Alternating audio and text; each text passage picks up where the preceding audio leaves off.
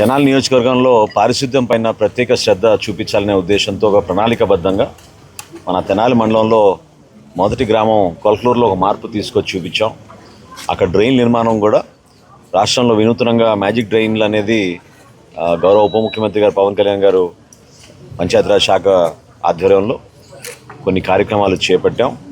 అదేవిధంగా ఈ రోజున సంగం జాగర్లమూడిలో మెగా శానిటేషన్ డ్రైవ్ అనేది ఏర్పాటు చేసి మండలంలో ఉన్న సిబ్బంది అందరినీ కూడా ఎంపీడీఓ గారి ఆధ్వర్యంలో జిల్లా అధికారులు డిపిఓ గారు అందరూ కూడా ఇక్కడికి వచ్చి ఇక్కడ ఉన్న వాస్తవ పరిస్థితి తెలుసుకుని ఏ విధంగా మనం కొంతవరకు ఈ పారిశుద్ధ్యాన్ని మెరుగుపరచగలుగుతాం, ఎటువంటి కార్యక్రమాలు చేయాలని దానిపైన లోతుగా అవగాహన తెచ్చుకుంటున్నాం.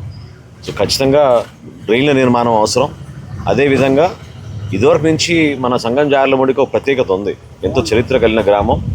పెద్దలందరూ కూడా ఇదివరకు ఎంతో త్యాగమూర్తులు. ఈ ప్రాంతానికి అభివృద్ధి జరగాలనే ఉద్దేశంతో ఆ రోజుల్లోనే వాటర్ ట్యాంక్ నిర్మాణం అవన్నీ చేశారు.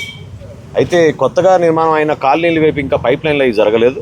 వాటికి కూడా నేను ప్రత్యేకంగా సర్పంచ్ గారికి చెప్పి త్వరగా వాటికి ఒక శాంక్షన్ ఇప్పించి ఈ ప్రాంతంలో కూడా కుళాయిలు ఇచ్చే విధంగా ఇంటింటికి మనం నీటి సౌకర్యం అందించే విధంగా ఒక మార్పు తీసుకొస్తాం.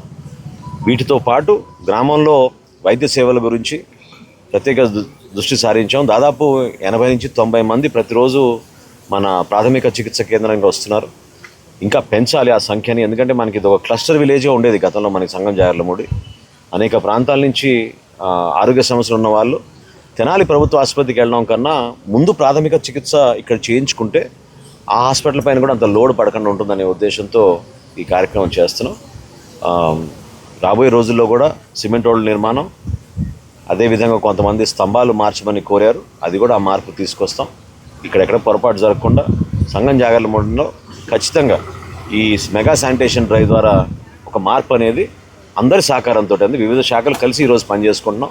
అదేవిధంగా ప్రజల నుంచి ప్రజాప్రతినిధులు కూడా ఆ విధంగా మార్పు తీసుకురావాలి.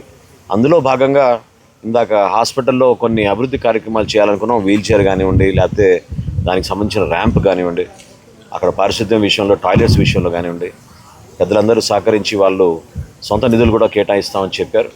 ఆ విధంగా అందరికీ ప్రత్యేకంగా ధన్యవాదాలు తెలుపుకుంటున్నాను.